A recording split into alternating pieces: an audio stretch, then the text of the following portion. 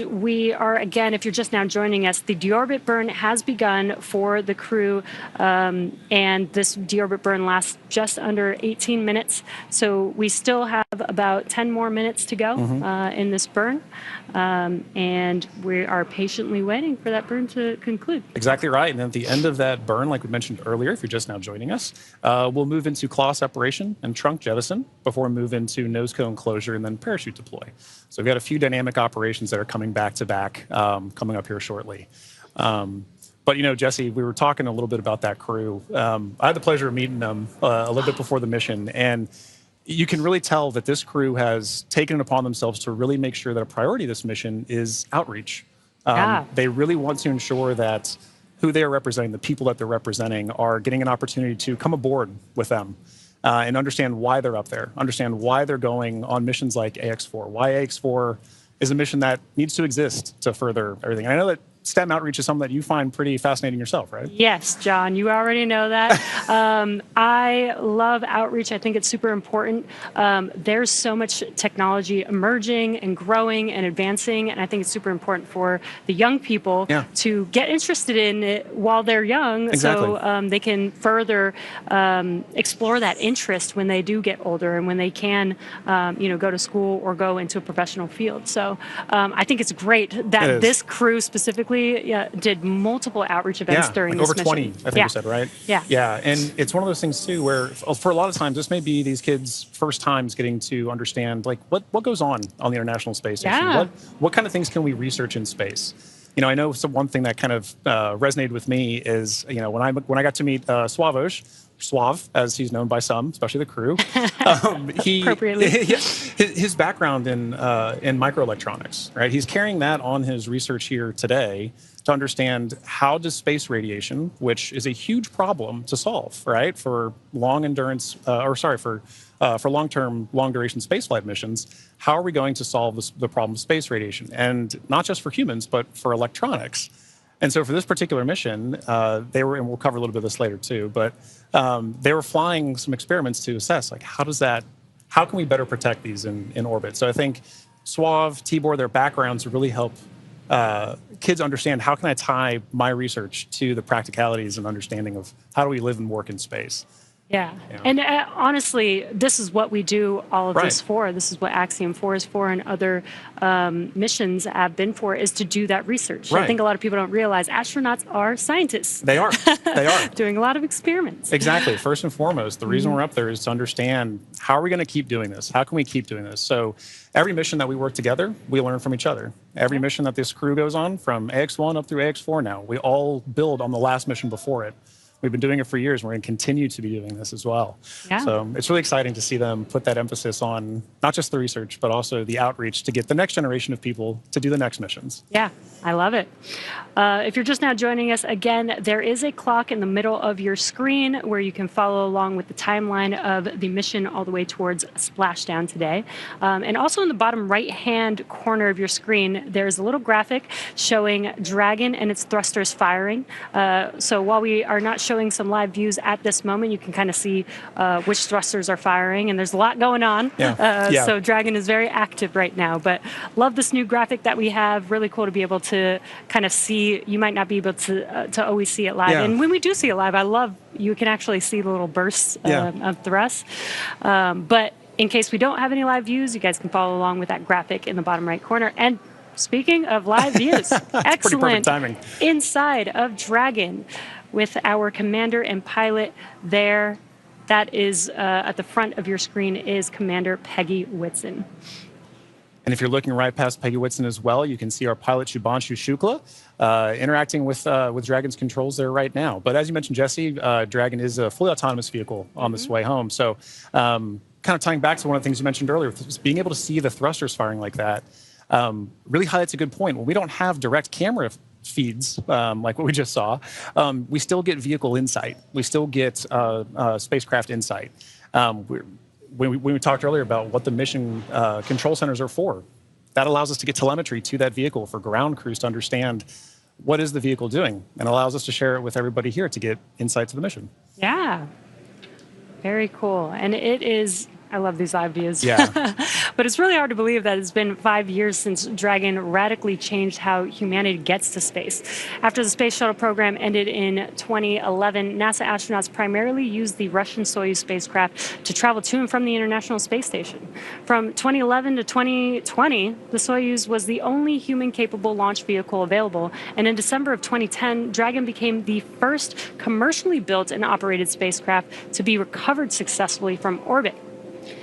And that mission, known as COTS-1, was the first demonstration flight for NASA's Commercial Orbital Transportation Services, or COTS program. And the purpose of COTS was to develop and demonstrate commercial sources for cargo resupply of the International Space Station.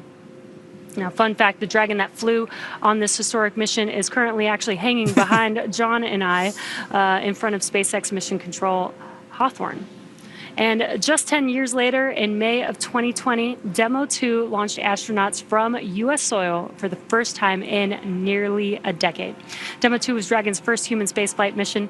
The spacecraft, named Endeavour, carried NASA astronauts Doug Hurley and Bob Behnken to the International Space Station in the first orbital human spaceflight launch from the United States since the final space shuttle mission in 2011, and the first ever operated by a commercial provider. And I remember that day very well. Yeah. One of the most exciting missions, probably my favorite mission of all time, really.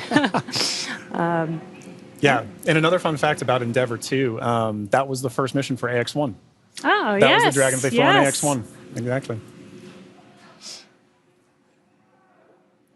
And this is a really cool view. I mentioned the graphic in the bottom right-hand corner, but you could actually see a similar graphic for the crew on board on their displays there. Exactly right. I mean, for crew situational awareness, it's incredibly important to, even though you may not be commanding the vehicle yourself, even though it may be an autonomous flyer, having the insight to your vehicle systems is incredibly important for all crew members, let alone the pilot and the commander.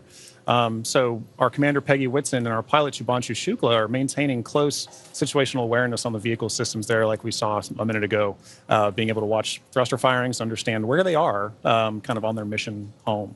Yeah, and they are sitting inside of Dragon. They're strapped into their seats, so they can't really see what's going on the outside, but they can hear the sound of the thrusters firing. It may sound a little bit different to them than here on Earth, but it also helps them, as they're monitoring, helps them understand what's happening, what those sounds mean. So again, that they have the full awareness of everything that's happening with the spacecraft. Exactly. Now, alongside the NASA missions, Dragon has also flown several private missions to orbit. In September of 2021, on the Inspiration 4 mission, Dragon became the first private spacecraft to take an all-civilian crew to orbit. And the following year, Dragon flew Axiom Mission 1, the first all-private astronaut mission to the International Space Station in collaboration with Axiom Space. Now, the first of now 4 flights together with Axiom Space to take commercial crews from around the world to the International Space Station. In September of 2024, the Polaris Dawn mission delivered the first commercial spacewalk. And most recently in March, Dragon supported the From-2 and NASA Crew 10 missions. Ax-4 is Dragon's second human spaceflight mission to splashdown off the coast of California after From-2 returned Dragon recovery operations to the West Coast just this past April. And from that first crew mission in May of 2020 to Axiom 4 today, Dragon has supported 18 human spaceflight missions and flown 70 crew members representing 20 countries. Overall, Dragon has flown 53 missions, carrying over 300,000 pounds of cargo to space. In the history of human spaceflight, fewer than 700 people have ever been to orbit. At SpaceX, we want to help create a future where not just hundreds of people, but thousands and ultimately millions of people can travel off Earth to live and work in space and on other planets. Yeah, you know, Jesse, you mentioned basically all that lineage of the Dragon spacecraft, and it's sometimes easy to get lost in the numbers. But it really does highlight how we've built, the same as what we were talking earlier for building on missions, right? We built to get where we are as a space industry with the Dragon flying, and it's allowed us to provide missions like Ax-1 up through Ax-4 together, like you mentioned, but collaboratively. And each of us, it allows each of us to play a role in these missions supporting. And so I always really love the teamwork aspect of this commercial spaceflight endeavor, and I think what you just mentioned there really highlights that. Yeah, and just the exponential growth. It's only been 5 years since SpaceX has been a part of this in history, and it's really cool to see how much we've been able to do. Exactly. And we are about 30 seconds or so away from the expected ending of the deorbit burn, so we should be potentially hearing that call out, but if we don't hear the call out on the nets, we will confirm when that deorbit burn is complete. Exactly. And like we mentioned earlier, while we're waiting on those calls, we're still able to view some of the telemetry and insight to the vehicle that we have too. So once we kind of get some awareness that the vehicle is done doing its deorbit burn, we should shortly hear a call after that. But at that point, it's a good reminder that those calls, the telemetry, it serves as an operational synchronization point for all of us to kind of say, a major dynamic operation just happened. Now, how are we going to regain the situational awareness to say, okay, everybody's back on the same page so we can continue executing all of the flight procedures that we have. So. Yeah, exactly. And we are awaiting the conclusion of the deorbit burn. And again, after that deorbit burn ends, we'll move into claw separation, trunk separation, or trunk jettison rather. And then we'll move into nose cone closure for the rest of the mission. Yeah. We are just in the beginning of the multiple dynamic events that we have left to bring the Ax-4 crew safely back home to planet Earth. Exactly. And we do have our recovery ship Shannon waiting patiently in the Pacific Ocean. We do have a targeted splashdown zone, so the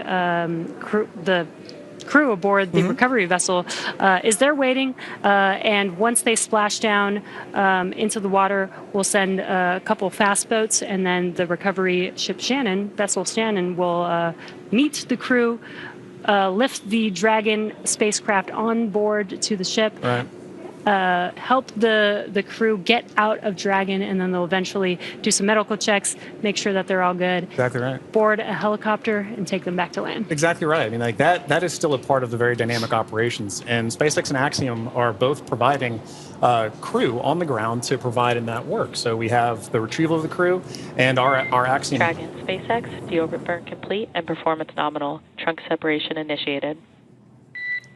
Awesome. Great news. We heard that call out. We heard that call out that the deorbit burn has completed, which is great news. We're moving on to the next events. So at the moment, Dragon is doing a couple of things autonomously. It's isolating the thermal control system fluid loops from the radiator. This system is what will help keep the internal temperature of Dragon temperate for our crew during reentry, as it does heat up a little bit on the outside of the vehicle. Next up, we are waiting for the claw to separate. The claw connects the trunk to the spacecraft, delivers power, telemetry, and fluids, and claw sep is the first step in trunk separation.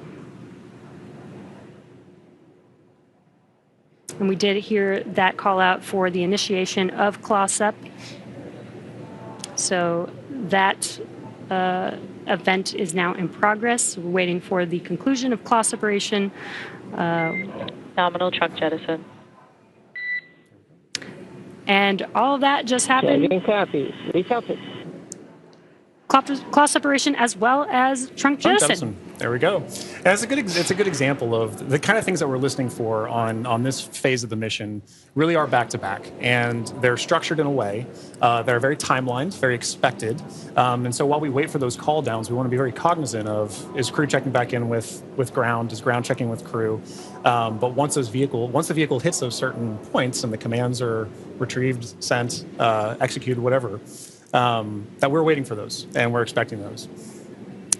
Yeah, and then we do have nose cone closure coming up in just about 3 minutes or so is what we are expecting.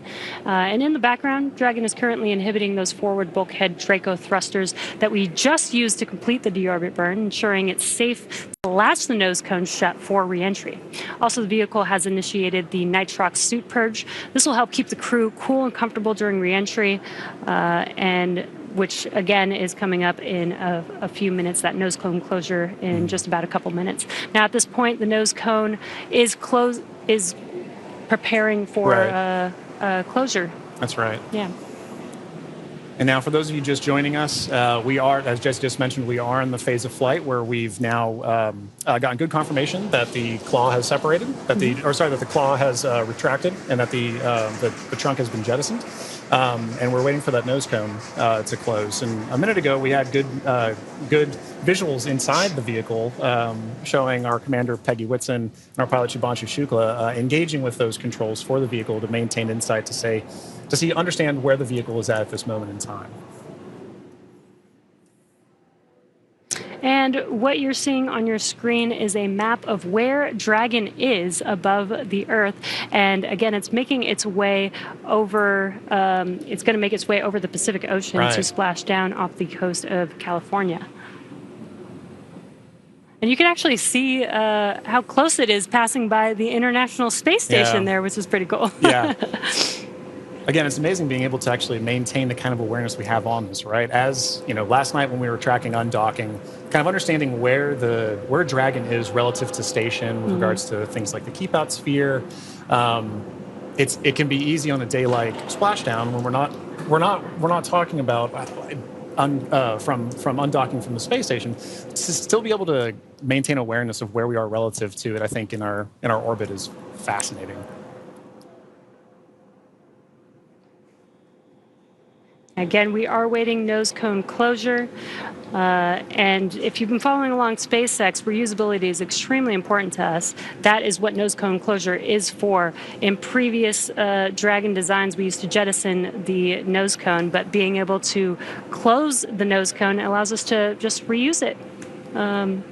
We actually don't necessarily need it on the re-entry, but it does protect the forward of the Dragon spacecraft during ascent, during launch, basically. That's right. Yeah, and being able to reuse that, I think, is an incredibly important aspect of what we're trying to do as we advance these missions, right? You take every mission and you learn from it, and you say, what can I do next with it? And so being able to now close your nose cone and keep the vehicle for next time is pretty important. Makes reusability and preparing for the next mission very easy. Exactly. But you're right. Now, once we're closing that nose cone, we have to make sure that there's no more Draco firings that are happening, because once those Draco firings are done, we can then safely close the nose cone and prepare it for re-entry. Again, we are waiting for nose cone closure, and it is expected to be fully closed any moment now, so we are just waiting for that confirmation.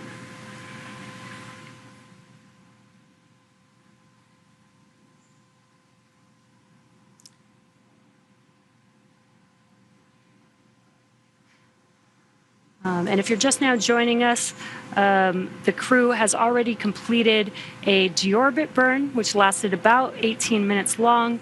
We had claw separation and jettison of the trunk, and nose cone closure is now in progress. Again, we're waiting for that nose cone to fully close, and then we'll begin to reorient the vehicle as it's lining up with its landing zone and prepare for re-entry through the Earth's atmosphere. That's right, and that landing zone for today is in the Pacific Ocean. In previous Axiom missions, we've gone to the Atlantic, but for this mission, we'll be splashing off the coast of Southern California. And at that point, once crew has landed has splashed down, rather, sorry, we'll be dispatching crews out to the crew to retrieve them, pull them aboard Shannon, our SpaceX's retrieval vessel, and at that time, ground crews will also be assessing crew, making sure they're okay, and Axiom Space personnel will also be providing support to the crew as we pull them back on board. Yeah, and what you saw on that graphic is we do have a few different splashdown zones. Today, we are expected to splash down off the coast of San Diego today. And there you can see the trajectory that Dragon is going to be making as it makes its way to that splashdown zone. That's right. So if you're in Southern California, you should get some pretty good views. We won't have any here today. We're inside. But we will be following along closely, obviously. Once those parachutes deploy, we get good visual confirmations of crew. It's important to note that the ground crews will know exactly where Dragon is landing. or splashing down rather. And at that point, we'll be able to go out and retrieve them. But prior to that, you should get a pretty good view of Dragon coming in. Yeah. I think it's a pretty cool view. I've seen the videos, haven't seen it in person just yet. Hopefully one day I'll get to see re-entry of a crew. Yeah. But if you're in Southern California and you go outside in about 15 minutes or so, you might be able to see it. That's right.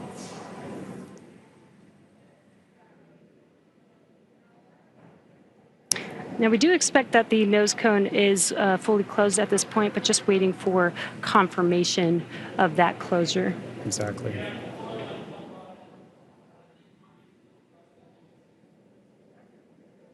Again, the nose cone helps protect the forward bulkhead thrusters and just the forward section of the Dragon spacecraft during ascent. And closing the nose cone, again, just helps with recovery.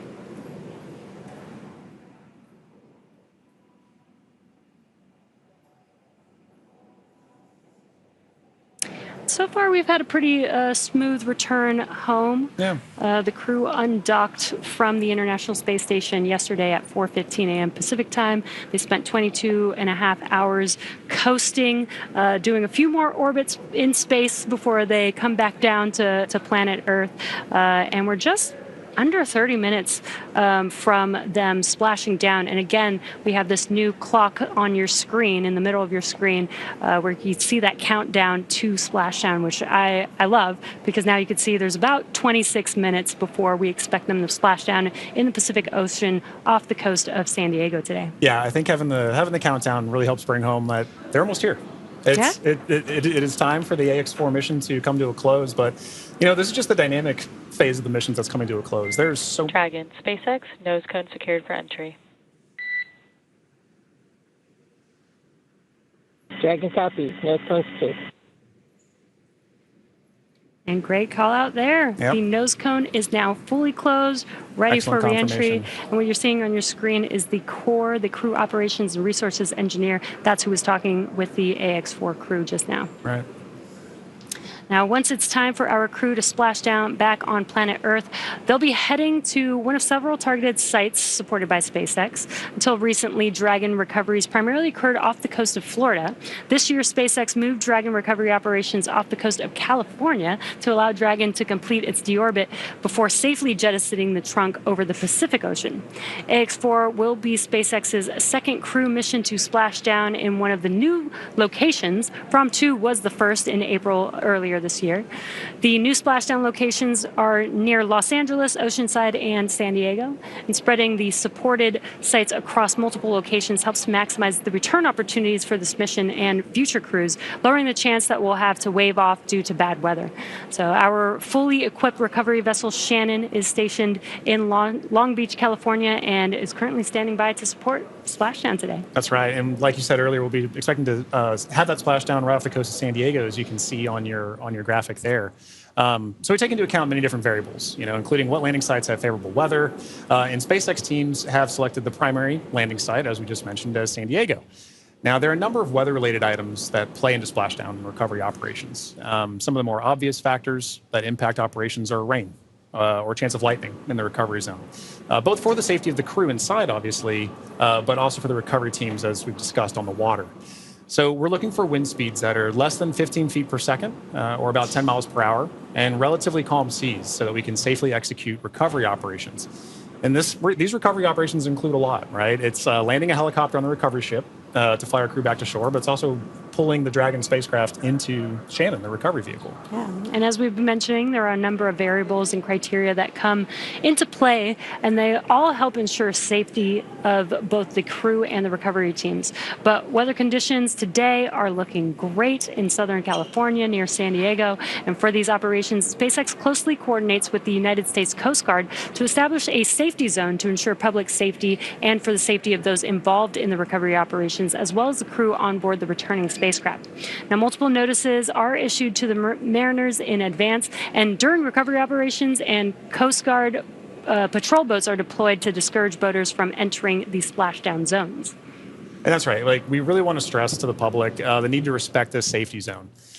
Recovering a spacecraft from the water is a hazardous operation, as you can imagine. And any other boats interfering in the area not only increases the risk to the astronauts in the spacecraft, as well as the teams working to recover them from the water, but also to those themselves who would be going out to see it. So for the safety of the crew, as well as your own safety, we recommend you sit back from home, watch and follow along the action from your TV, as the teams who have trained Dragon, extensively do SpaceX this. For final entry briefing, report when ready to copy.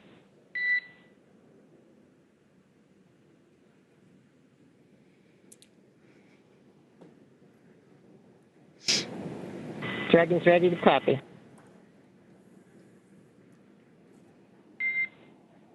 Dragon, I have no deltas to the previously briefed times.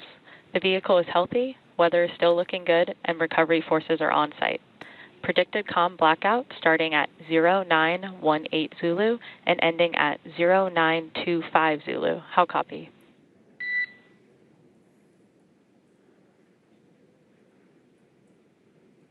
No deltas to the timeline. Everything's healthy and weather looks good. 0918 to 0925 for the comm blackout. That's a good readback, Dragon. And with that, I'll be looking for you to verify that tablets are secure, visors are down, and restraints are tightened no later than 150 kilometers. Dragon copy. Welcome.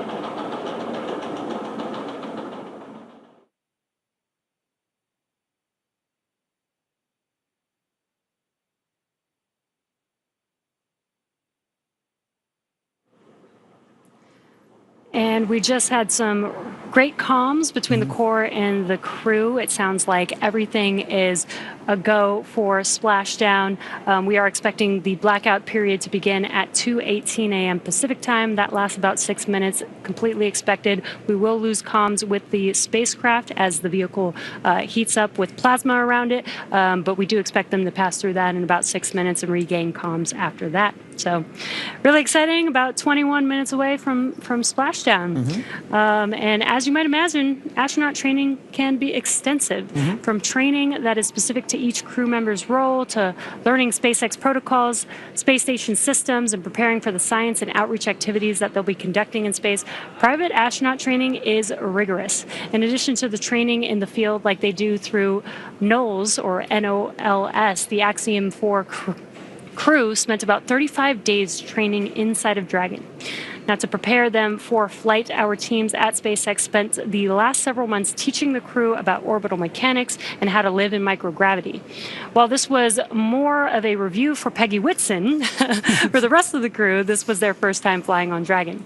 The training program includes nearly 100 different lessons covering all aspects of the flight. The crew spent time inside of our Dragon training spacecraft to run simulations of ascent, the International Space Station rendezvous, and re-entry. And they also spent time at the launch pad in our suit-up room and working through emergency procedures that would be necessary in the unlikely event of a pad abort scenario. And beyond those critical trainings from SpaceX for the ascent and return phases of the mission, Axiom Space has facilitated a host of efforts over the last 10 months to ensure that the crew and all of those who support them, like ground operations, mission control, flight controllers, are all ready for the mission while on board station. And kicking off efforts for that training at Axiom headquarters in August of 2024, the Ax-4 crew immediately began to familiarize themselves with the range of teams and systems that they would need to become proficient with in order to succeed. From selecting the food that they would eat and learning how to prepare it with the food warming and hydration racks on orbit, to understanding the tools and systems available to them throughout the International Space Station. Every small detail is critical to mission success.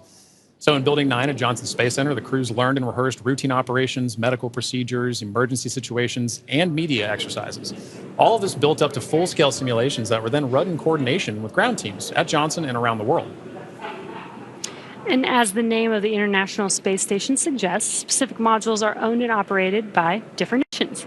The crew traveled to Germany to earn their certification of these systems in the European module known as Columbus. As an ESA project astronaut, Sławosz had additional trainings at the European Astronaut Center.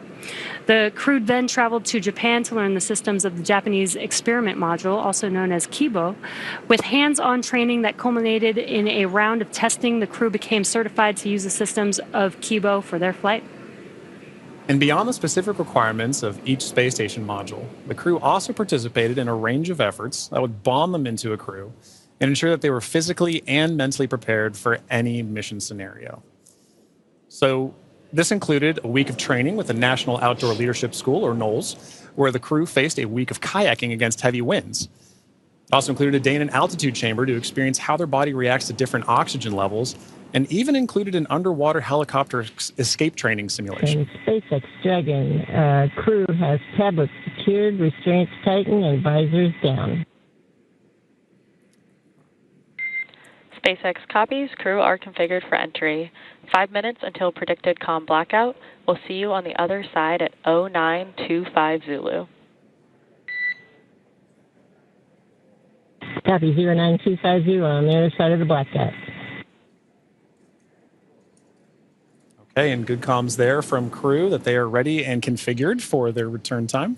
And, you know, an aspect of that is to wrap up our discussion about training. That's a major training point for crew, understanding how their return phase is going to look so that they know, let's go ahead and call ground and let them know that we're ready for maintaining it. So training really is at the heart of any successful mission. You plan, you train, you fly in that order. Yeah, exactly. Training prepares every astronaut, even those very experienced like Peggy Whitson, and she also did retraining with the Ax-4 crew. It's important for the crew to train together. But this prepares them for any phase, any potential scenario in their mission. Exactly right. You know, and missions like this are important milestones for everyone involved, from the crew members who fly to those that they represent, to the host of scientists and engineers around the world who have an opportunity for their research or their technology to be tested in microgravity. Everyone learns from these missions. And for Axiom Space, this is at the heart of why we do these missions. We're building opportunities for others to advance what is possible and expand what is known. And we want to enable every human everywhere to take part in this. Now, after a beautiful launch on June 25th, the Ax-4 crew docked with the International Space Station a little over a day later, opening the hatch and greeting the Expedition 73 crew on June 26th.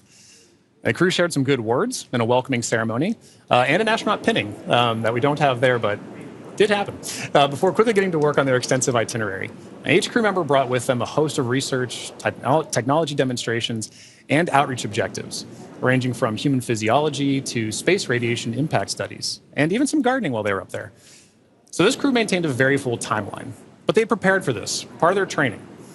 Each crew member wanted to ensure that every minute of this mission was utilized and that all of their objectives were hit. So Peggy, Shukes, Sław, and Tibor were ready to work with their time on board. Over the course of 18 days on board the station, they accomplished over 60 research activities, as well as more than 20 outreach events. But as their time on station came to a close, the Ax-4 crew participated in a brief farewell ceremony where they said their goodbyes to the Expedition 73 crew. And now for more details on the incredible work performed by this crew on orbit, check out axiomspace.com to see more. Yeah, I love that this crew did so much outreach. 20 events in 18 days is pretty remarkable. Yeah, it's so pretty very impressive. Impressed, plus the 60 experiments on top of that. So I mean, and as we discussed earlier, it was a huge priority for them to be able to conduct those outreach events for the people of their countries who may not have had a chance to talk to an astronaut, to understand why are we going to space. Now they have a better understanding of that. And like you mentioned earlier, it's get them started young. Let them understand the passion of it. I know that my nieces, my nephew, right, they're excited about space. Yeah. They want to be involved in space too. So I can only imagine getting a call from Tibor, getting a call from Sław, and understanding, what are we doing up there? Oh, that would be so awesome. Yeah. Now, we are expecting that blackout period coming up here in just about a couple of minutes. Now, this blackout period, this is when the Dragon spacecraft re-enters back into the Earth's atmosphere. What's going to happen is there's going to be a lot of plasma buildup as it's getting more through the atmosphere. And that plasma is getting to about 3,500 degrees Fahrenheit, building up around the spacecraft. So we will be losing comms. This is expected. Today we're expecting it to last about 6 to 7 minutes, and then we'll regain comms. And you'll probably hear the core after the expected blackout period time has ended. Make some comms, some calls to the crew until they regain the comms and get confirmation from the crew that they can communicate with each other. That's exactly right. You bring up a good point. An expected loss of comm, or sometimes you'll hear loss of signal, or LOS, it's an expected part of spaceflight. It is planned for, They are predictable, and mission operators or flight controllers work through that to understand when are we going to be able to have and maintain communications with the vehicle, communications with crew, and that can happen at any time during the space flight. So for this 5 minutes, right, based on the physics you discussed of the vehicle heating up, you know it's going to happen, and ground crews can predict for that and work around it. But it's a good reminder that we're waiting for those verbal cues, not just visual cues that we'll get. So we've been able to see some visual cues today of crew in their suits, but also be looking for visual cues later, right? Good parachute deploy. We're also listening though for good verbal cues. So we heard a minute ago, Commander Peggy Whitson was calling down saying that crew is in a good configuration for us to go into this period of no comms. Yeah, and we do expect that blackout period has probably begun at this point. That's and right. Speaking of visual cues, I've had the opportunity to talk to some of the astronauts that have flown on our Dragon spacecraft, and they've said it's kind of one of the most spectacular sights they've seen. Really? With different, they said it looks like sparks outside of the window, but with multiple different colors, multiple different looks of what that plasma heating up around the vehicle looks like. So they should be experiencing that right now. The Ax-4 crew still inside of the Dragon spacecraft. Again, this blackout period will last approximately 6 to 7 minutes. And again, we won't hear any comms throughout this period until the expected blackout time is complete, and then we'll start hearing comms from the core calling out to the crew. That's right.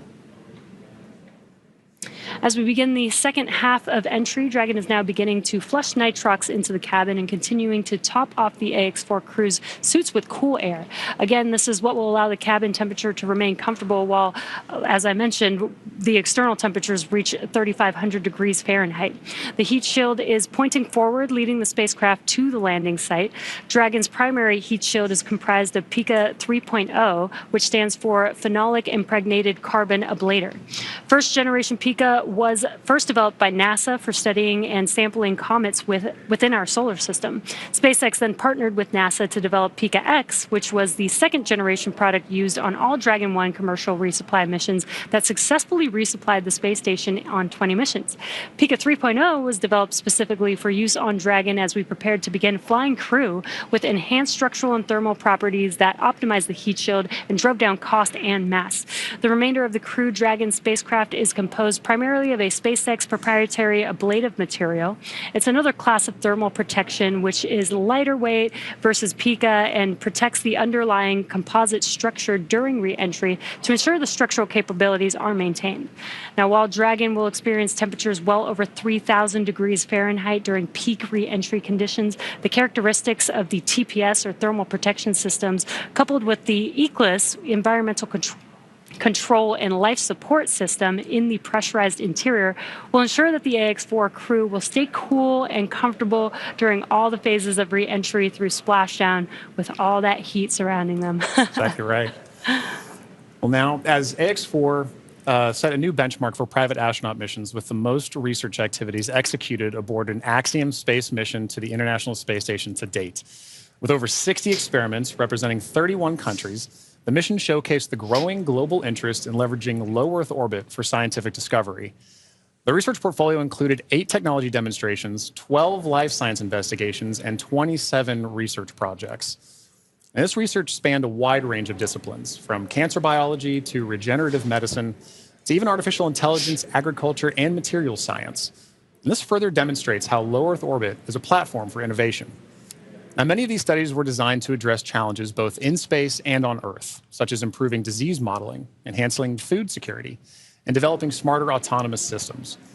Now, the scale and diversity of the Ax-4 research portfolio reflect a shift toward more collaborative science on orbit together, positioning commercial astronaut missions as catalysts for advancing knowledge and solving real-world problems. You know, Jesse, I think this is one of the most important things about a mission like this, is it allows us an opportunity to understand we have a number of problems that we're trying to address on Earth, and it is a unique opportunity to be able to go to low Earth orbit and understand some of the key aspects of that kind of research. And missions like Ax-4 really allow for those kind of problems to continue to have momentum behind them to be solved. The International Space Station has been tackling so many of these problems for over 2 decades now. Yeah. And that research needs to continue. It needs to keep going. I think a lot of people don't realize that some of the stuff that we have that seem very simple and common to us here on Earth actually sometimes come from the research that happens in space. Exactly right. Exactly right. One of the things we were talking about earlier is a major aspect of long duration spaceflight is the radiation impacts. And I know for me personally, I thought one of the really interesting research topics or research experiments that was being conducted on orbit for Ax-4 was looking at what are the different materials and properties that we can use to protect against space radiation. So during the mission, we had a great call between Peggy, Sław, and Dr. Lucy Lowe with Axiom Space to discuss exactly what it is that we're trying to protect for and understand why space radiation is so difficult to wrap. So, missions like Ax-4, they're all important. And we are now seeing great confirmations of the Dragon spacecraft making its return back to Earth right now. And while we are in a blackout period, this is an excellent view, seeing Dragon from the ground as it's re-entering back into Earth's atmosphere. Now, that blackout period is expected to conclude at 2:25 a.m. Pacific time, so just a couple more minutes here, and then hopefully we'll get some comms back between the core and the crew. But in the meantime, at least got some cool views of the crew almost back down here on Earth. Exactly right. And making that kind of visual confirmation is such an important part of what we're tracking today. We're tracking a lot of very dynamic operations. And so being able to see what we see on the screen there is incredibly important for mission controllers. Dragon, SpaceX, comm check.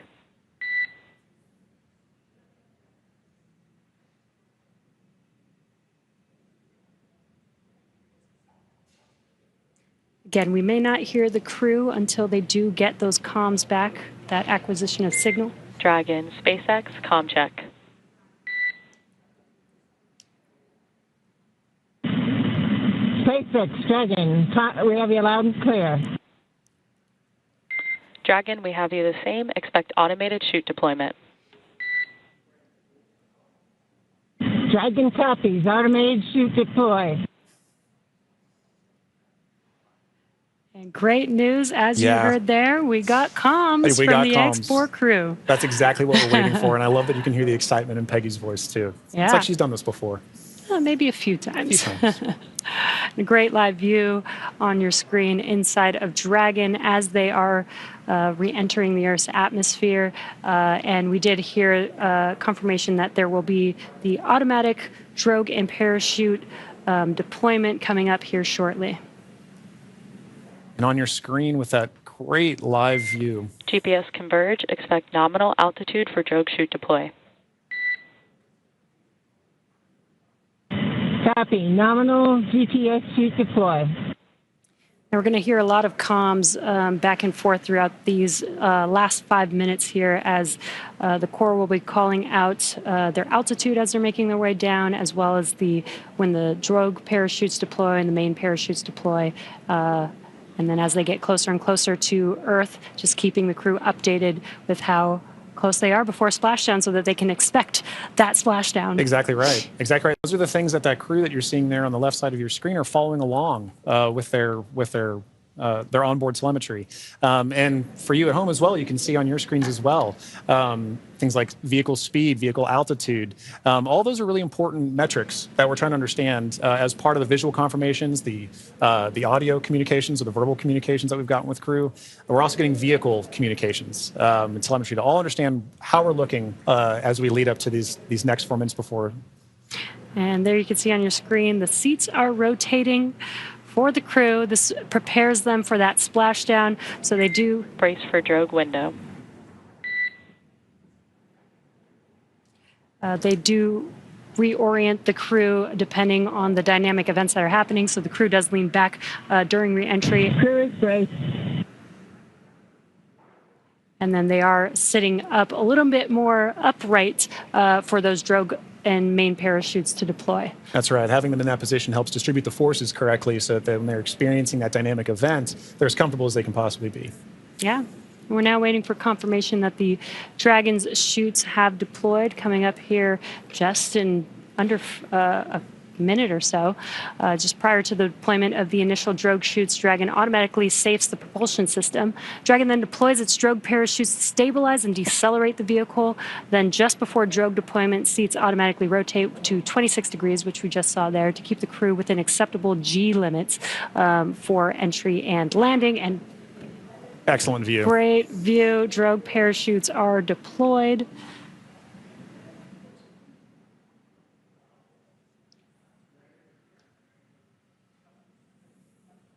View looking forward. Drogue descent rate nominal.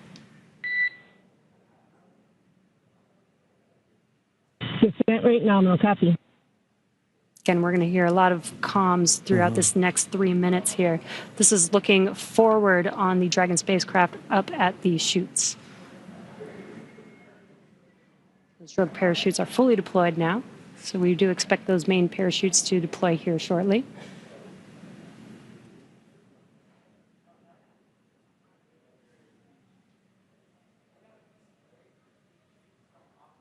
If you're just joining us, we have now confirmed that the Ax-4 crew on their return home is roughly 2.5 minutes out from splashdown, and our main chutes have deployed. Main chute descent rate nominal. Copy. Main chute descent rate nominal, 1,000 meters for Dragon. We copy 1,000 meters. Great visual confirmation as well as those comms that the 4 main parachutes have deployed. Again, we are going to be slowing down the vehicle from 350 miles per hour all the way down to just about 15, 16 miles per hour by the time that the vehicle touches down and splashes down into the ocean. Exactly right. You mentioned these beautiful visual confirmations that we're getting. An important aspect of today's specific splashdown is that it's occurring at night. SpaceX Dragon 800. Copy 800 meters.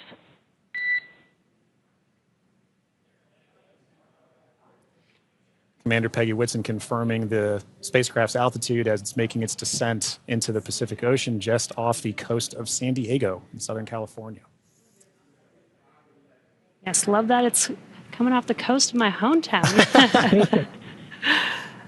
600 meters. 600 meters. And at 600 meters, we're just under a minute before that expected splashdown. The landing in water is a lot simpler and more reliable. Provides a little bit of margin against unlikely parachute issues. We did have to learn how to make Dragon waterproof as we are splashing down into the ocean. But SpaceX copies 400 meters. Reminder to brace for splashdown.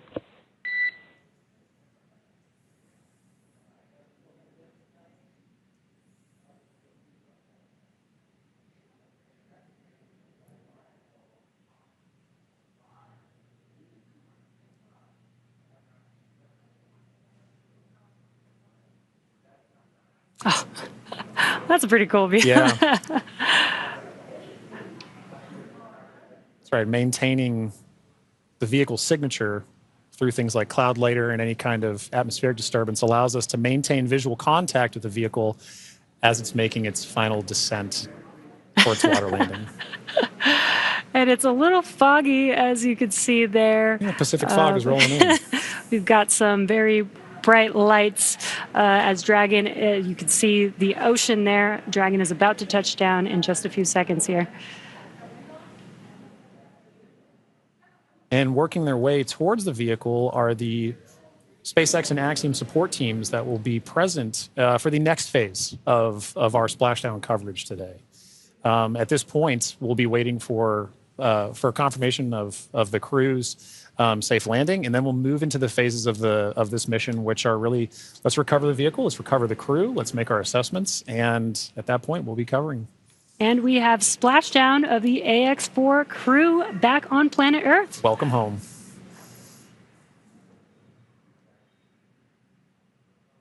SpaceX Dragon splashdown. We are in stable 1. SpaceX copies splashdown in stable 1. On behalf of SpaceX, welcome home.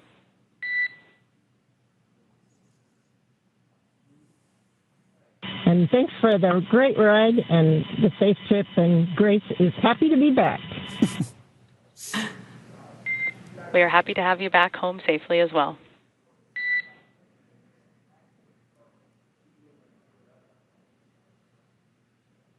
Some words between the core and our commander, Peggy Whitson, as the Ax-4 crew has made it back home, splashed down at Dragon. SpaceX, for your awareness, SISTI system verifications are in progress. I will report back when recovery personnel are en route.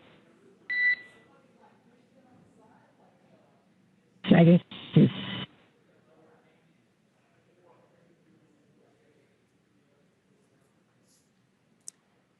Yeah, so now you can see a couple fast boats are going to be approaching the Dragon spacecraft. They're going to start with making sure that the spacecraft is safe. They're going to do some sniff checks. They're going to pick up those main parachutes. As Dragon splashed down, the chutes were immediately cut to make sure there's no safety issues there. So we'll pick up those main parachutes up.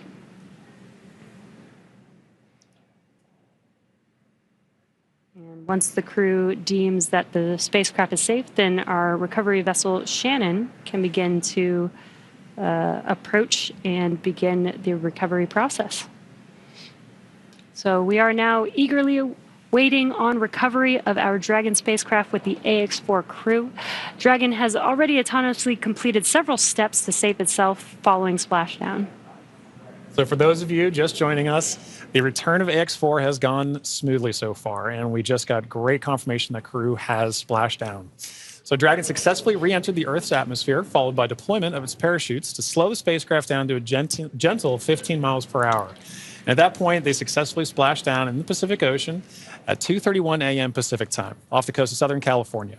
So at this point, like you mentioned, Jesse, we are just waiting for Dragon's recovery from Shannon. Yeah, upon detection of landing, Dragon automatically releases the main parachutes to prevent wind from pulling the spacecraft. Dragon then automatically saves any pyrotechnics still present on the vehicle and may automatically perform additional minor system reconfigurations. The astronauts remain seated and in their suits at this point, but the onboard air conditioning keeps temperatures in check inside the spacecraft, and the communication systems on board remain powered so the crew can continue to communicate. And as we're watching, SpaceX has 2 fast boats in the recovery fleet, which move very quickly to get to the splashdown point. And those are being followed by Shannon, the main recovery vessel, which will move into position upwind of the spacecraft. The 2 fast boats have very specific roles here in these operations. The first fast boat makes initial contact and is focused on immediate safety inspection of the vehicle, checking for vehicle integrity and any presence of hypergolic propellant vapors. This ensures that it's safe for Shannon to approach the Dragon spacecraft. Now, once Dragon is cleared for full approach, the team begins rigging the spacecraft for water recovery by the recovery ship. The second fast boat is responsible for parachute recovery and also serves a redundant boat to the first. So we'll see a team member, we'll also see a team member rather on a jet ski helping to gather up the now detached parachutes that you mentioned came off, Jesse. Yeah, and it'll take a little over 10 minutes for the recovery crew to complete their safety checks. Then once they're complete, the team will begin preparing Dragon to be lifted into the recovery vessel. As part of the preparation for this lift, one member of the recovery team will climb on top of the spacecraft so that they can attach Dragon's hoist rings and connect the lifting lines. Now, it will take us less than an hour to raise Dragon to the recovery boat and remove the crew from the spacecraft. And then after medical checkouts, the crew will return to shore by helicopter and then be flown back to Houston. That's right. And each of these next steps are entirely dependent on the status of the crew. Axiom Space is Dragon, SpaceX, we have pulled go for recovery personnel approach. Expect fast boats alongside in 1 minute. Dragon copies. We'll be waiting. And with that call from core to Commander Peggy Whitson, you can see now the fast boat making the 2 fast boats rather making an approach to the Dragon that you see in the middle of your screen with that flashing green beacon. Now, as we mentioned, Axiom Space's chief medical officer is on the main recovery ship Shannon and is ready to put eyes on this crew for the first time since they departed quarantine together. And our medical teams will be with them every step of the way home.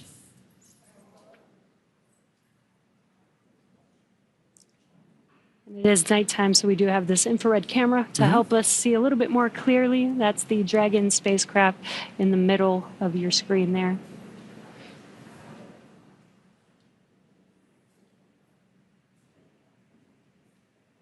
These SpaceX fast boats are now making initial contact with the Axiom 4, with the Dragon spacecraft, excuse me.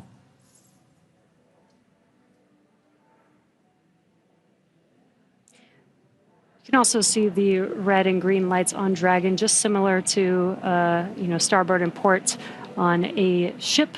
We have that for nights like this where it's a little bit harder to see the orientation of the vehicle, so those red and green lights help us understand which side of the vehicle and orientation that we are approaching.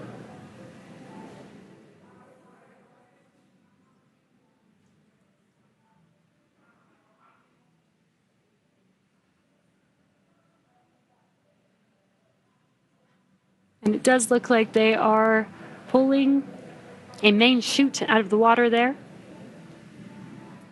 Again, those detach immediately as soon as the spacecraft splashes down. This helps prevent the wind from dragging the spacecraft after it's splashed down, and helps keep the crew safe. But we do recover those main parachutes, keep them out of the water. Exactly. And as we just discussed, each of these fast boats has a very specific role that they play. That is all part of, again, the ground operations that support the retrieval and recovery of the spacecraft, as well as the Ax-4 crew. So all of these are part of the ground training that's required in order to pull off those operations safely and successfully. So even though we're having, splashdown at night, right, we're able to ensure that we're executing smoothly, but executing successfully.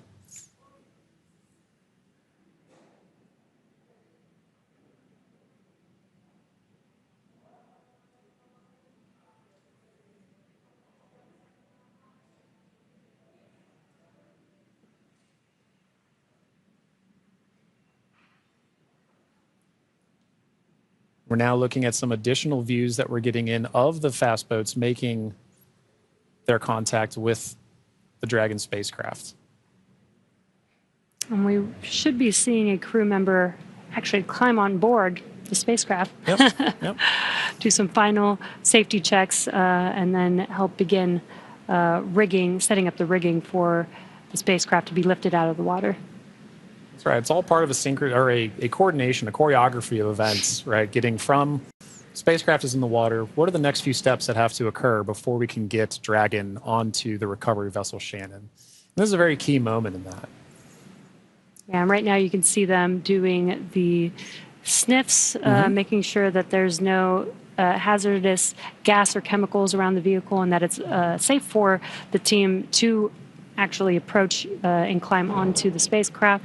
And as always, the recovery crew is wearing the PPE necessary to perform these operations.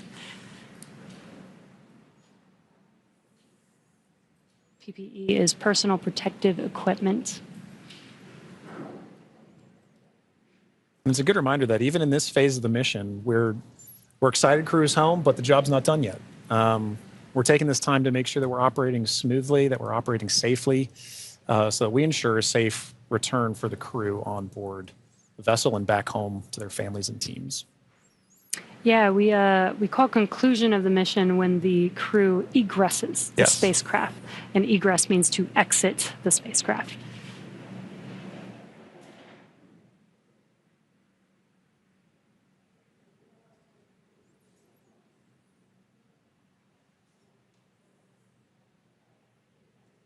Got some calm waters there, which is great. Yes, exactly what we're looking Southern California, Southern Pacific Ocean, as we splash down off the coast of San Diego today. Dragon, SpaceX, hypergol sweeps, and unfired ordnance checks are nominal. Rigging is in progress. Approximately 5 minutes until capsule lift. We have SpaceX flight surgeon standing by. Please confirm crew are ready for post-splashdown PMC. Dragon copy go, and we are ready for post-PMC. Copy that, Dragon. The next call you hear will be from flight surgeon on Dragon to ground privatized.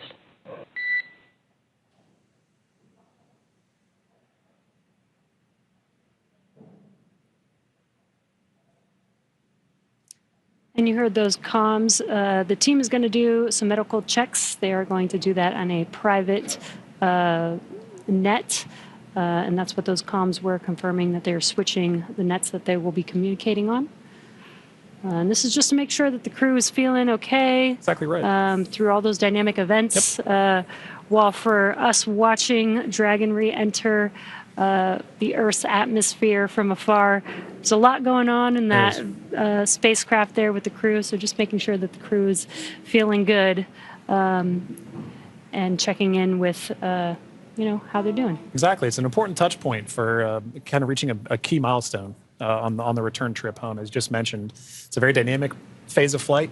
In those private medical conferences or PMCs with a SpaceX flight surgeon, really allow ground teams to be able to make an initial assessment of crew while the team is also the ground teams outside are continuing to work that rigging. They mentioned it take about 25 minutes for crew to rig and then hoist the Dragon spacecraft into the recovery vessel. So while those operations are happening, crew will also be talking with ground medical personnel just to get an understanding of, hey, how's everybody doing? How are you looking forward to it? Yeah.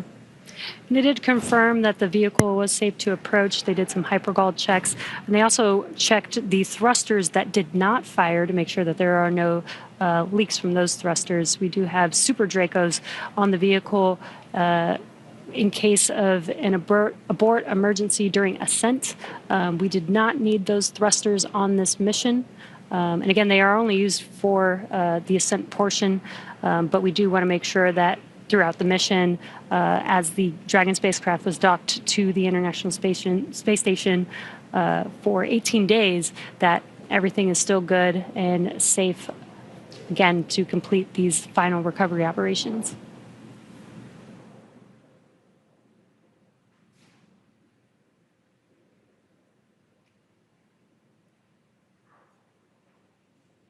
And again, it's a little dark because it's very early morning, but you can see the little window on Dragon and the light.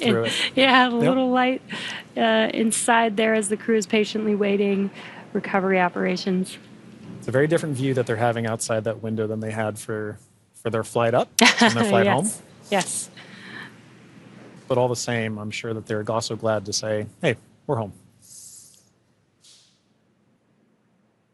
If you're just joining us from home, you are seeing live views of the Dragon spacecraft that has returned home from the Axiom 4 mission. After launching on June 25th, the Axiom 4 mission... Dragon SpaceX Dragon to ground is now unprivatized. Com check. We have you loud and clear on Dragon ground. Copy, Dragon. We have you the same.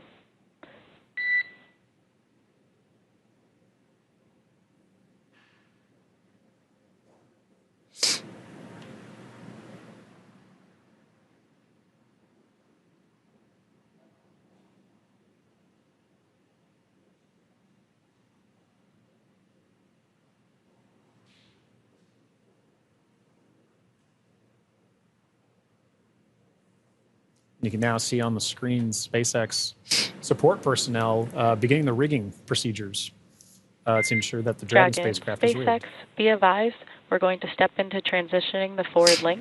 COM will be unavailable for approximately 5 minutes. Rigging continues nominally. Dragon copies, 5 minutes. LOS.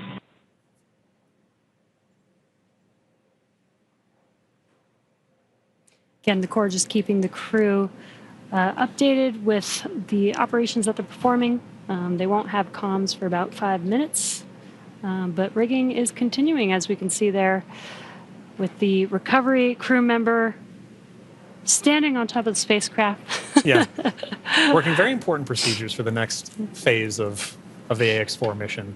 And for those of you who've been following along since June 25th, when a Falcon 9 lifted off from Kennedy 39A, this was a pristine new Dragon. That crew had the privilege and the pleasure of naming Grace. And now that it's gone through its first mission and landed back safely in the Pacific Ocean, you can see exactly what the spacecraft goes through on its return home. But very much a sign of a successful mission.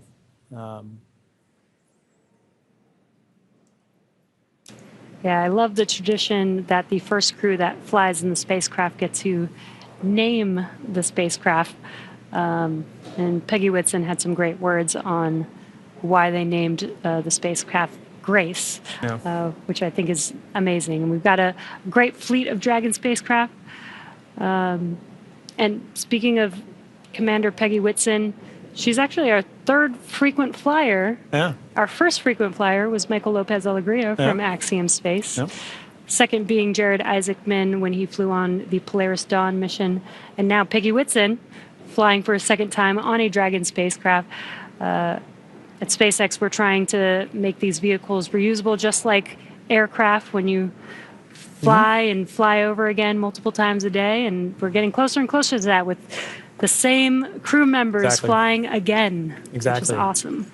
And it's important to note, right, that kind of mission-to-mission lineage, right, allows crew members like Peggy Whitson, like Michael Lopez Alegria, to better help inform the next crews that are coming with them, right? The more familiarity that you get with the vehicle, the better equipped you are on your mission. And I, as a personal Peggy super fan, I cannot imagine a more fitting astronaut to be able to give a name to a new vehicle. I love the messaging behind why they chose to name it Grace. And to your point, Jesse, about the frequent flyers, I loved that during launch we could see I don't know if it's a new tradition potentially, but we got to see some boarding passes that SpaceX provided to the Ax-4 crew, and because of her frequent flyer status, Peggy Whitson got a gold boarding pass, and I absolutely adore that she was able to have that distinction. Yes, just add it to her resume. Yeah, you can add it to her resume. SpaceX frequent flyer.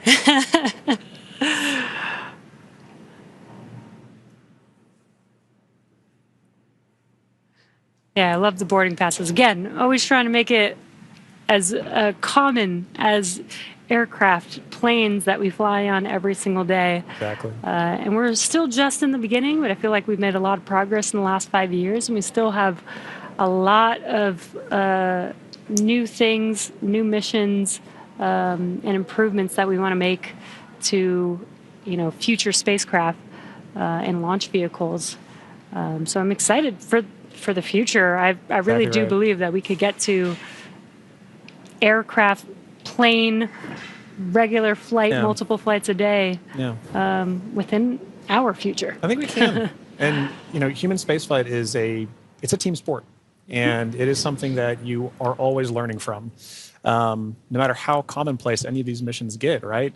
There is always the amount of training that you put into it to execute that plan, train, fly mentality, and being able to perform these missions, being able to say that Peggy has flown on multiple Dragon spacecraft at this point, kind of highlight that every time she's going to still go through the same training that she did for the last mission, that all these crew members, that all of the ground support personnel are going to be ready to support missions like these from even well before a crew is on the launch pad, all the way through Splashdown, pulling them onto the recovery vessel here for the Dragon spacecraft. And you can see on your screen both the fast boat and the recovery vessel Shannon making approach to Grace, our Dragon spacecraft.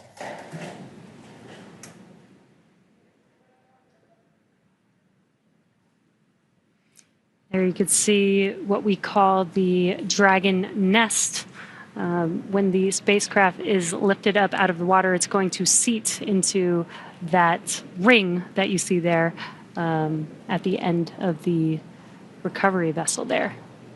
And once the spacecraft is nestled into the nest, it'll translate to a deck that meets the height of where the hatch on the Dragon spacecraft is.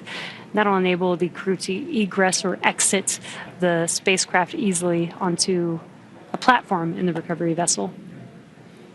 And talking about the crew, Jesse, we've mentioned this idea of this kind of understanding the aspects of spaceflight, as mentioned earlier, being able to do STEM engagement on the mission, but also being able to spend time and honestly, your crew commander being somebody like Peggy Whitson, for Shooks and Sław and Tibor to be able to take that knowledge back to their respective space agencies and to their countries is a huge step forward for what you just mentioned earlier about making sure that that human spaceflight as a team sport continues for everybody to understand what's going on, because now Shooks and Sław and Tibor have a very important distinction, and they now have a very unique perspective on what it takes for a human spaceflight mission to occur.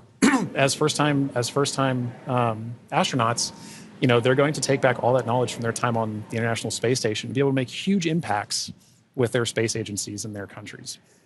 Yeah, I'm sure they learned a lot from Peggy Whitson, but also the other crew members that Exactly. are currently on board the International Space Station. They got to interact with so many different people with diverse skills. Exactly. And 18 days Yeah. is quite a long time It in is. space. It is. So it's a good amount of time. I believe this is the longest duration for an Axiom space mission so far. That's right. We heard a lot of those kind of sentiments shared between the Ax-4 crew and the Expedition 73 crew currently on the International Space Station during their farewell ceremony, during their undocking last night. It really kind of underscored the aspect of once you're up there, once that hatch is open, it's all one team. Mm-hmm. It is. Like we keep saying, it's a team sport, but once they were in there integrating with the Expedition 73 crew, that Ax-4 crew was learning so much more. And it was highlighted in everything that they were able to execute, right? We mentioned earlier over 60 research projects, over 20 STEM engagements, outreach events. Over 18 days, that's an incredible amount of time packed into their timeline, just coupled with sleeping and being there, but also like the aspects that they're not timeline, but engaging with the crew, sharing cultural touch points, understanding each other, getting to learn each other. And they did have the benefit of getting to meet this Expedition 73 crew before their flight. So by the time they were opening that hatch, they kind of knew each other. And I think it's an incredible aspect of this mission for sure. That's so awesome. Yeah. I wonder what their comms were. I'll meet you in space. Exactly right. I wish I had the ability to say that. That'd be so cool. One day when we're all able to fly in space. All right, sounds good. I'll see you in space then. I'll see you in space, John.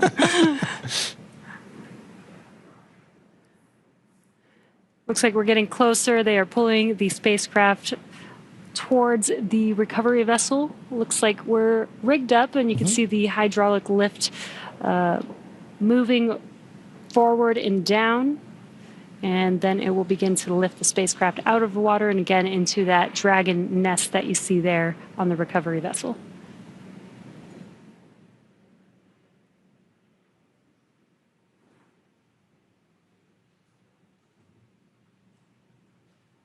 I think one of my favorite parts is the recovery crew that's on the spacecraft gets to jump into the ocean That's right. when they're done. Yeah. And it's nighttime in the Pacific, so it might be a little cold. We'll be a little chilly. But definitely a unique part of the job. Exactly right. And you can see all the support crew. There's just a fast boat on the screen that made its way off screen there, but you can see the number of support crew that's kind of going into supporting an operation like this. It may look like it's not happening very fast, but there are a lot of steps that each of these crew members are responsible for ensuring that the Dragon spacecraft is pulled into that nest safely but smoothly, and they're working towards that now. There he goes. Love that. Despite the freezing temperatures, it looks fun. And he got out of the water pretty fast, so I think you're right about that.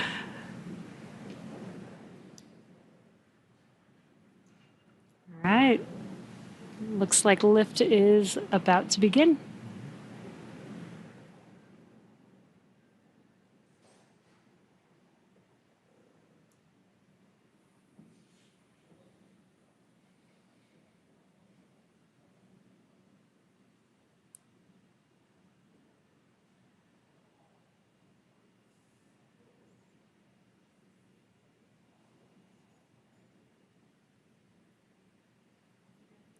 Those of you just tuning in, the Ax-4 crew splashed down off the coast of Southern California a little under 30 minutes ago. And we are now in the Dragon SpaceX. Rigging is complete. Stand by for capsule lift. Dragon copies. Dragon SpaceX, capsule lift in progress, brace. All right, good verbal confirmations there and visual confirmations that we're getting a successful lift. Dragon copies. Again, those comms, crew can't see what's happening outside of the spacecraft, so letting the crew know what's happening so they understand, you know, the vehicle moving, Exactly. what those different feelings are with the spacecraft moving around. Trying to give crew some level of situational awareness of where they are and where they're going next. So Dragon will remain in the nest during the crew extraction and for the journey back into port. The spacecraft is currently was just lifted, as you saw, and set on the nest. And from here, it'll be centered and oriented. And then from there, Dragon will be translated into the hangar underneath the helipad aboard the ship so that we can then open the hatch. And once open, a SpaceX medical doctor will be the first one in to check on the crew to see if they are ready to egress out of the vehicle. And as we noted earlier, Axiom medical teams are also on the recovery vessel working in tandem with SpaceX staff to assess and assist the crew.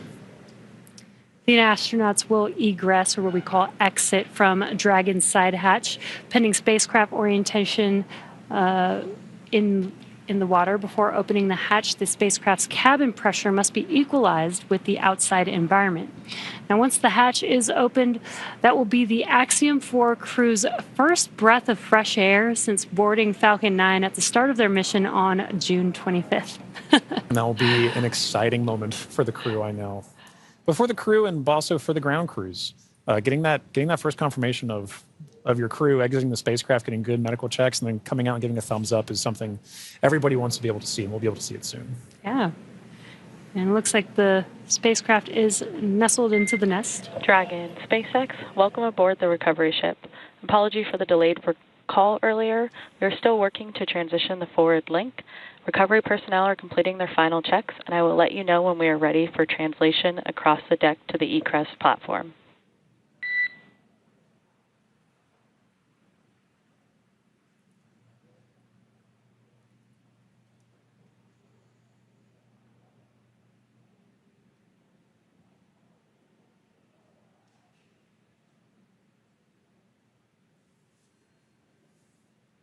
Now, they are de-rigging the spacecraft, but they're also doing some final sniff or leak checks and then covering the thruster locations prior to opening that hatch. Let's just make sure that the vehicle is more than safe for the crew members to exit the vehicle.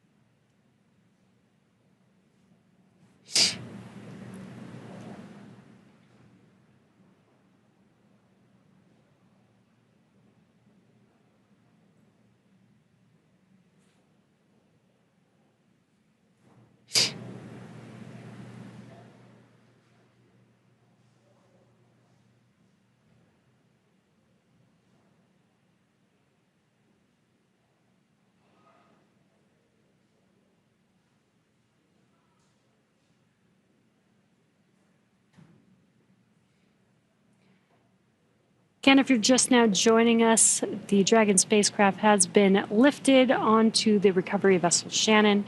Now the recovery crew is safing the vehicle. They're putting some covers on the thrusters of the vehicle just to ensure, now that the spacecraft is no longer in operation, we don't need those thrusters. They did some sniff checks before they put some covers on it. SpaceX comm check. We have you loud and clear in Dragon. Copy that, Dragon. We have you the same. Welcome aboard the recovery ship. We are working to troubleshoot the forward link transition. Stand by for translation across the deck. I'll let you know when we're ready for that. Okay, copy.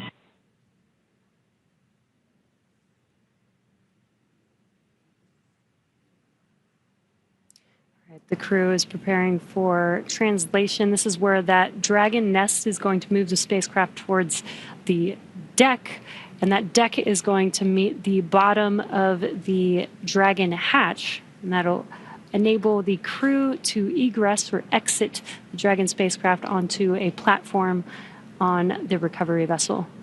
And again, the recovery crew looks like they may have finished safing the vehicle in preparation for that translation. As you mentioned, Jesse, that hatch that you see right in the center of the spacecraft, when we see crew egress from that, SpaceX medical personnel will be there to assess crew and assist them along with other ground support crew out of the spacecraft. And at that point, that will be our first time being able to see the Ax-4 crew since their liftoff to the International Space Station on June 25th.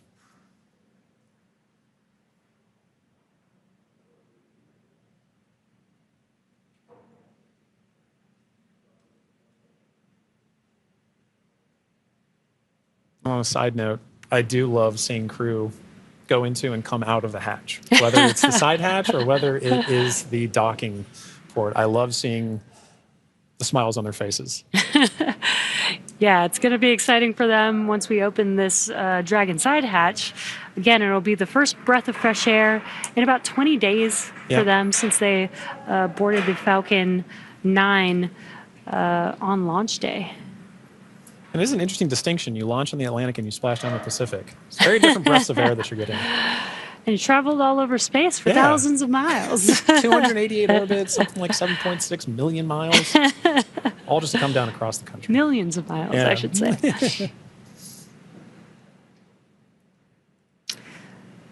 It's definitely a great passport to have. It is. Maybe that could be the next memento that that we can provide crew before they lift off as a passport that they can see. I think the locations would be orbits. That'd be really cool. Outside of Earth. Yeah. Earth orbits, low Earth orbit.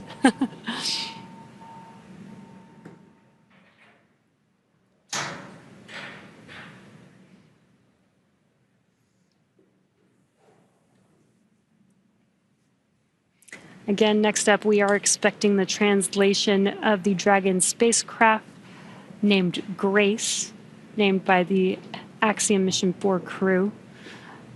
Again, the spacecraft will translate in preparation for hatch opening and exiting of the vehicle. A few moments ago, Core spoke with the Ax-4 crew to let them know that the translation will be happening soon. Dragon, SpaceX, final checks are complete. Translation across the deck to the egress platform will begin shortly. There is a chance that we get a lot of alarms. No concern. Dragon copies.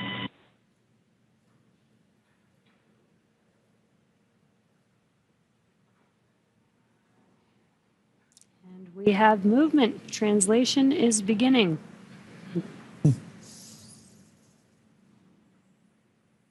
Some residual ocean water flashing down, and then we are washing down the hatch area. Again, just preparing for the vehicle's side hatch to be opened. Getting some of that salt water off, maybe some of that plasma from reentry off. Right. Right, all nominal processes to ensure that that crew can safely egress the vehicle, but also that ground personnel are safely protected while handling the spacecraft and crew as well. So at this point, we can see SpaceX personnel positioning themselves to support in this, as well as the spacecraft making final approaches to that upper landing pad for crew to egress the vehicle.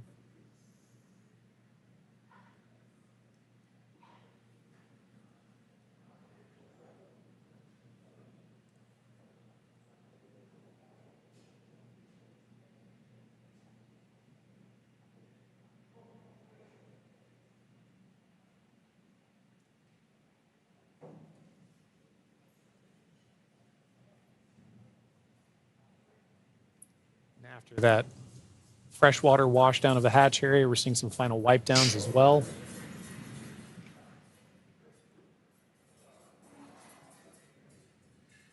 For those with a keen eye as well, you could see on the side of Grace, as it was making its approach towards the upper landing, the Axiom logo proudly displayed on the spacecraft. We had some great shots during the docking footage of SpaceX, Axiom, making a beautiful image of the vehicle docked to the International Space Station. It's a little worn, but toasty. A little toasty. A little toasty. All part of nominal ops, though. 3,500 degrees Fahrenheit will do that.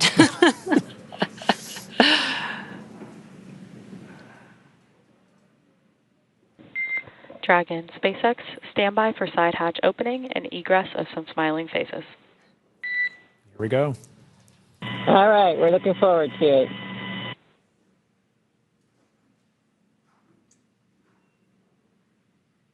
They are just about to open that side hatch. And again, first person that'll greet the crew will be the medical officer.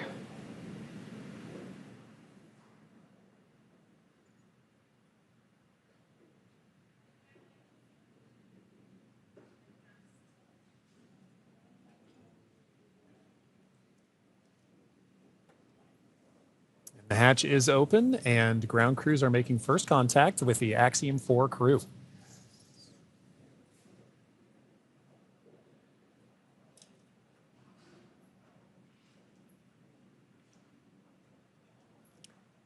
And you see that square looking tool, that's just a protector for the hatch seal for while the crew egresses.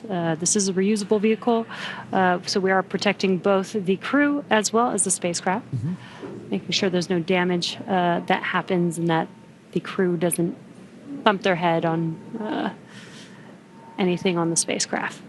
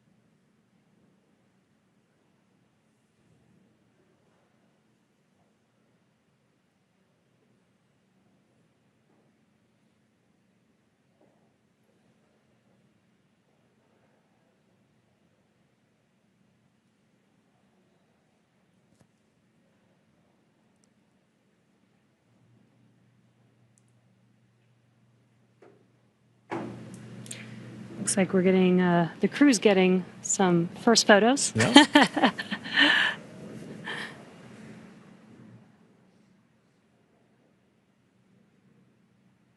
a good sign that they had good initial comms with medical personnel.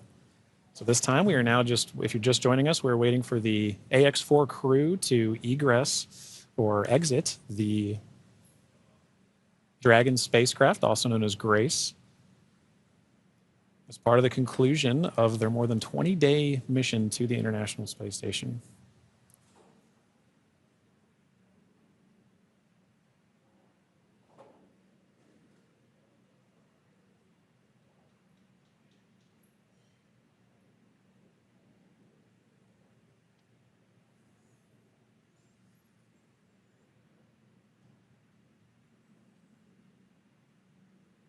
You can see the crew is handing some of their cargo. That looks like their tablets that they use throughout their mission.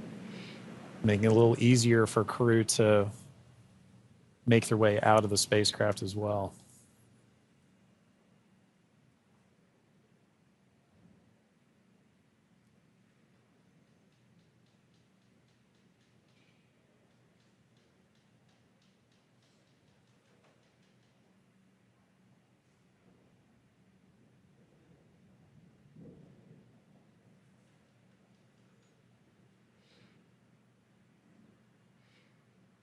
Looks like they just removed the footrests.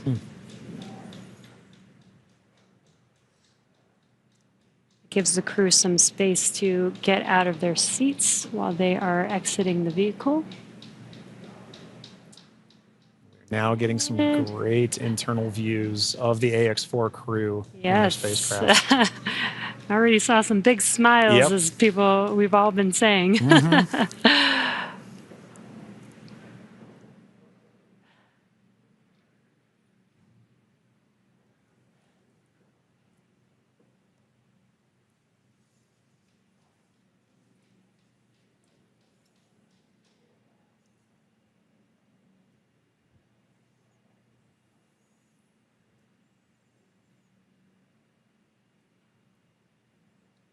As we wait for the Ax-4 crew to egress the vehicle, you can see ground crew is still putting in aspects of I'm not going to call it rigging, but hardware to help the crew get out of the spacecraft more easily. Reminder that they've been in microgravity for a little over 20 days, and occasionally your first few steps back on Earth can be slightly challenging. It's a little different in microgravity than dealing with the gravity here on Earth.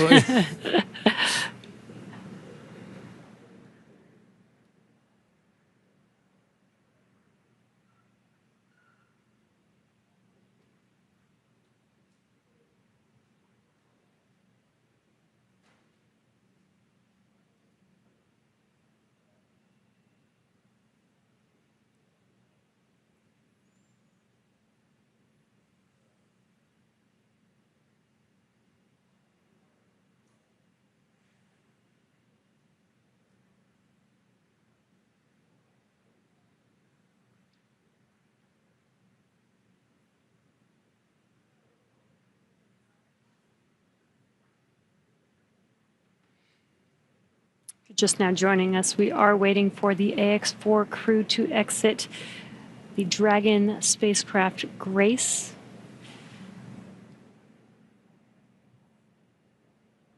Peggy, Shux, Sław, and Tibor are at the end of their Axiom Mission 4. After 20 days in space, 18 on board the International Space Station. 18 days.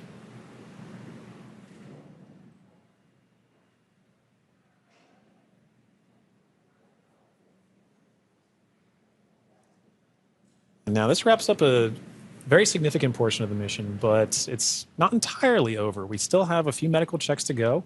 And then in addition to that, the Ax-4, all the research done on the Ax-4 mission is all going to be in a world of post-processing, analysis, assessment, and that's all part of it, as well as crew debriefs.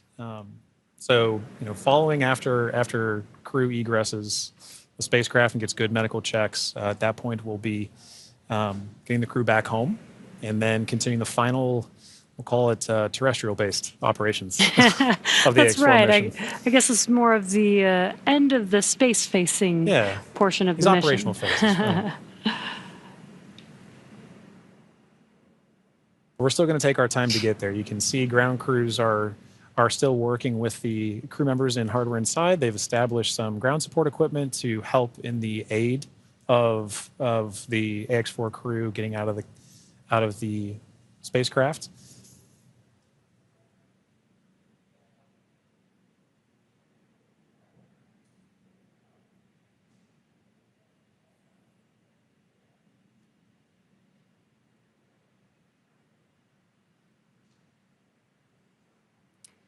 And some of their aids are not too complex. That white platform that you see there is essentially a slide. Yeah. But an important one. A very important slide. But in addition to that slide, we do have, there's a complex tool that you mentioned earlier, Jesse, about protecting the seals.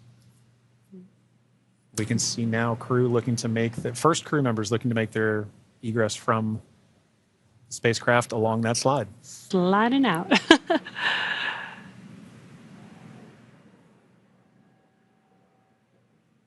And there she is. We see Commander Peggy Whitson, all smiles, exiting the spacecraft Grace. That is a beautiful sight. Peggy Whitson, the Ax-4 commander, is home, having logged 695 days in space on 5 flights. She is the 7th on the all-time list for most days in space by a human.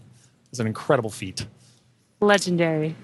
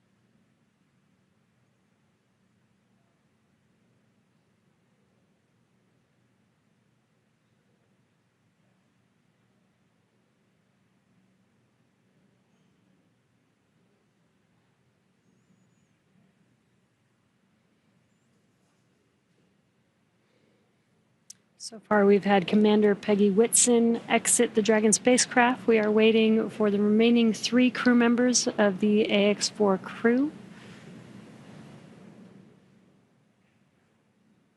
There's no real order to the egress. It's really up to the crew. So we're patiently waiting to see who's up next. Right.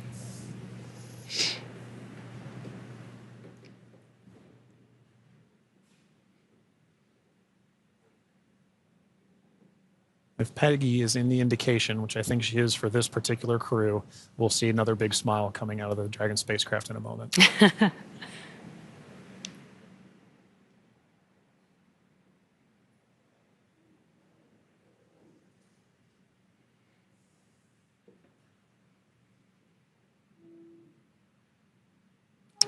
And we've got our pilot, Shubhanshu Shukla, as our second crew member exiting the spacecraft. And some big smiles, as you said. India reached a major milestone for the nation's space exploration goals. Ax-4 pilot Shubhanshu Shukla became the first astronaut to fly from the country's newly established astronaut corps. His participation marks a vital step forward for ISRO's Gaganyaan program, which aims to send Indian astronauts into space aboard domestically developed spacecraft. Shukla's flight demonstrates India's readiness to execute international missions and reflects the country's broader ambitions to become a key player in the global space community.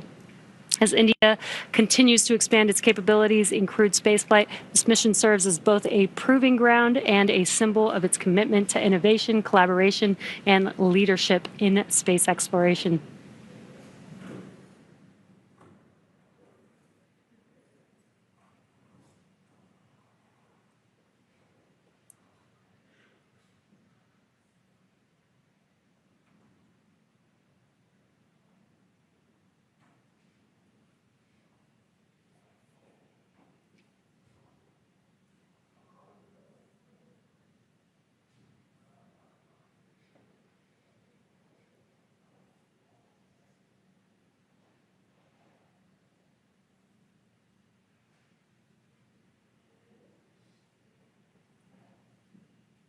Now, at this time, we are waiting for the mission specialists of the Ax-4 mission, Sławosz Uznański-Wiśniewski of Poland and Tibor Kapu of Hungary, to now egress the Dragon spacecraft.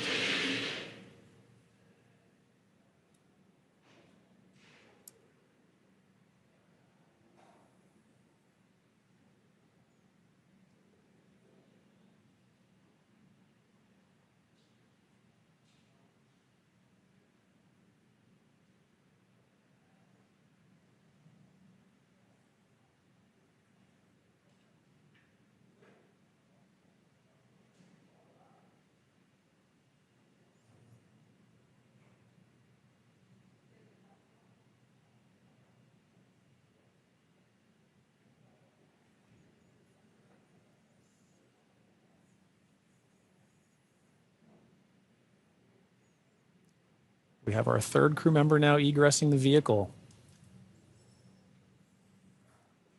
And there is Sławosz Uznański-Wiśniewski of Poland. Sław is all smiles for this, which I love to see. Now, Poland's participation in the Ax-4 mission through the Ignis program marked a pivotal step in the country's growing role in space exploration. Astronaut Sławosz Uznański-Wiśniewski, flying in partnership with the European Space Agency, led a research agenda focused on some of the most pressing challenges in human spaceflight: mental health, artificial intelligence, and radiation monitoring. These areas are critical not only for ensuring astronaut well-being on long-duration missions, but also for enabling safe and sustainable exploration beyond low Earth orbit. The Ignis mission reflects Poland's strategic investment in cutting-edge science and its ambition to contribute meaningfully to the future of deep space travel. It also signals a broader shift in Europe's space landscape, where emerging space nations are taking on increasingly vital roles in shaping the next era of exploration.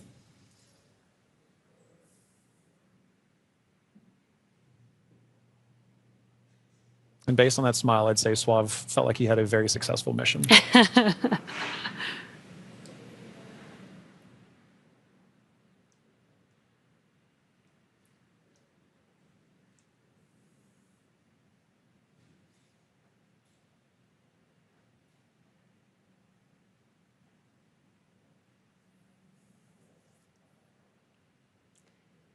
3 of 4 crew members have exited the Dragon spacecraft. We're now just waiting for the final crew member, Tibor, to exit the spacecraft here.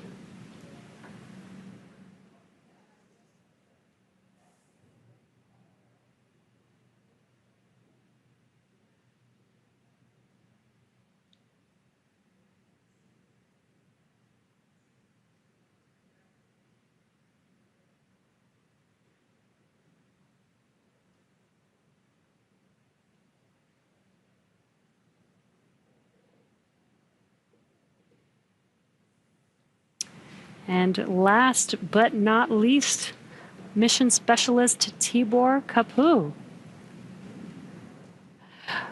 Hungary marked a significant milestone in its space ambitions with the Ax-4 mission, as astronaut Tibor Kapu became the first Hungarian to reach the International Space Station, and all smiles from him there.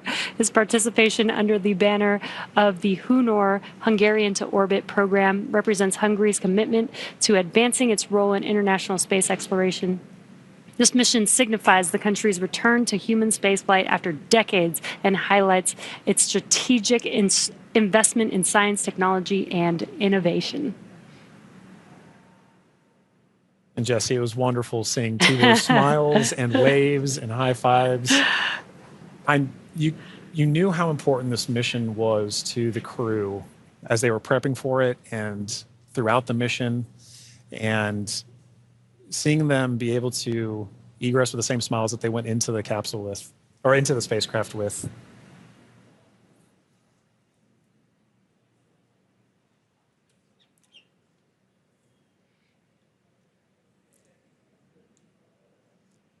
Well, at this point, the crew is now safely back home on Earth. Yeah. Now that our crew are safely back home on Earth and getting the first checks by SpaceX and Axiom Space medical teams, we're going to wrap up our live coverage of their historic return. Ax-4 lifted off from Launch Complex from Launch Pad 39A at 2:31 a.m. Eastern Time on Wednesday, June 25th, and arrived at station on Thursday, June 26th. They spent about 20 days in space and 18 of those days on the International Space Station before undocking yesterday. And then this morning at 2:31 a.m. Pacific Time, they splashed down off the coast of San Diego, California.